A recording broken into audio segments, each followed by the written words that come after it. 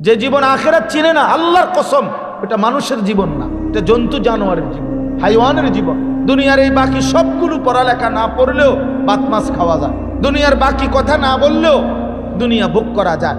বোবা মানুষও দুনিয়া ভোগ করে, অন্ধ মানুষও দুনিয়া ভোগ করে। পড়ালেখা নাই, মূর্খ, বকলম, নামও দস্তখত করতে জানে না, টিপসই দেয়, এরকম লোক কোটি কোটি কোটি টাকার মালিক হয়ে দুনিয়া পুরা ভোগ করে।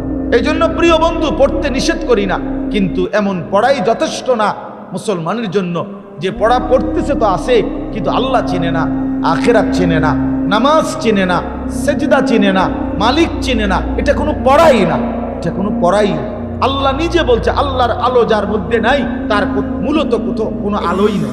ফামান লাম ইয়াজআলিল্লাহু লাহু নূরান ফামা লাহু মিন নূর। আল্লাহর আলো যে পেল না, সে আলোই পায়, তার জন্য কোনো আলোই নাই।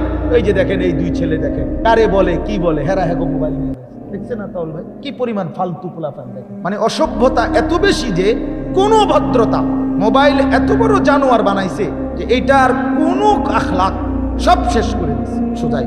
কোনো জায়গায় ছেলে পেলে এত ফালতু যে কোনো ভদ্রতা, যে এখানে আলেম আছে, এখানে বয়স্ক লোক আছে, এখানে একটা মাহফিল হচ্ছে, আমারে কি মনে করবো মানুষে? না না, কি মনে করবো আর কিতা, আমারে কিতা মনে করবো? আবার আমার মোবাইল আমার লগে, আমি আছি মোবাইলের লগে, এনে আবার মানুষে মনে করলেই কি, আমারে না মনে করলেই কি? এই এক জিন্দিগি ছেলে পেলে কোনো কিছুতে এরা আপনার ডানে বামে পৃথিবীর কোনো ভদ্রতার কিছুর সাথে তাদের কোনো যোগ সাদস্য নাই। মোবাইলে হাসে, মোবাইল নিয়ে কাঁদে, মোবাইল নিয়ে নিজের মন্তব্য করে, অন্যের মন্তব্য শুনে, পৃথিবীর সমস্ত আবেগ, অনুভূতি, চিন্তা, ইচ্ছা, আকাঙ্ক্ষা, তার যত প্ল্যান প্রোগ্রাম সবকিছু এই মোবাইল নির্ভর। আশেপাশে যে পৃথিবীতে আরো মানুষ আছে, পৃথিবীর যে আরো কত কিছু